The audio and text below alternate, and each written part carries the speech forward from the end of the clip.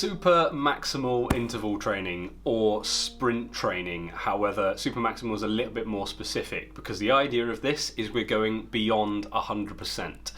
Now that probably doesn't make any sense to you, so let me explain.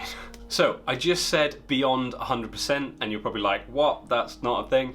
But we're not talking about effort, we're actually talking about VO2 max, because this is your body's max capacity to effectively use the oxygen you take on board, and we want to push beyond this. It's extremely hard, it really hurts, but there's a few ways we can sort of trick ourselves to do this, and it involves a hill usually, or an exercise bike. But as this is specific for runners, we're going to go with a hill version.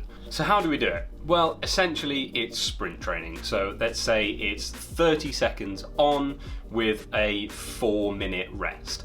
Okay, so we're going to repeat that 10 times. There's our session.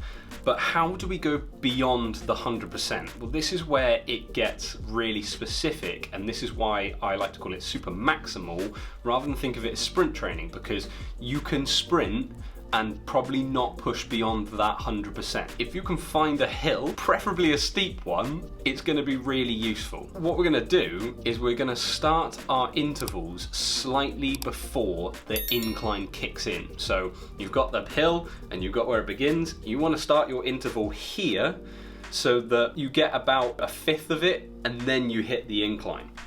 And the reason for this is because when you start your interval, you're going to go flat out, absolutely max, full send. But then when you get to the hill, you're not allowed to slow down. So obviously it's more difficult to run up a hill. What we're doing is we're forcing ourselves to go to 100%, and then because the incline kicks in, you've got to push even harder and harder and harder so that you go beyond 100%. It's brutal, it really does hurt. And this is why we do small bouts of 30 seconds, and I don't recommend doing this session every week.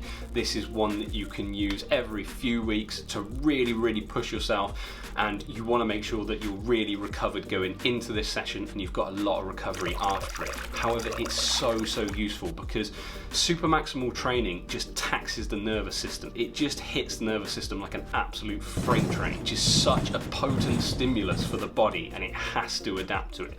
So this is one of the best ways to force your body to adapt and just become faster and more efficient at every single aspect of running. So I spoke about the bike as well, and that's really useful, and it's a bit more clinical. And the way you can do this is if you use an exercise bike that's got a variable resistance, you can essentially jump on that bike, pedal as hard as you possibly can.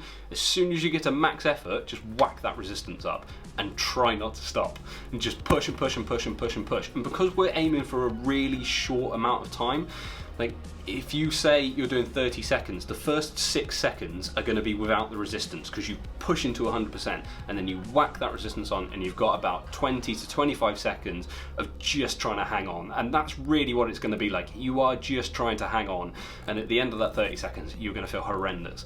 And then you've got a nice 4 minutes of recovering and sort of mental sort of preparation before you go and do it again another 9 times, hopefully. It's such a useful session. You should really add it into yours and see how you get on with it. If you can use the hill method, that's great, and if you can use the bike method, that's really good as well. It's just about taxing that nervous system. You can do it on the flat. You can definitely do 10 reps of 30 seconds and push as hard as you can on the flat, and just really just grit your teeth and just go for it. Push as hard as you absolutely can. However, if you can use this trick of using a hill or the exercise bike with resistance, that's really going to help you just push that little bit further, because it is really hard to push beyond those limits. So go try it out. As I said, 10 times 30 seconds is a really good session to start with. It's quite a few reps, but they are quite short, which is nice. Make sure you have a really good warm up with this and a good cool down. Eat a lot of good food afterwards and stretch, because you're going to hurt after this one, and definitely take an easy day the day after. If you'd like to find out a little bit more about interval training, then please click on this video up here, and if you're interested in a tempo run and how to do that, then click on this video down here.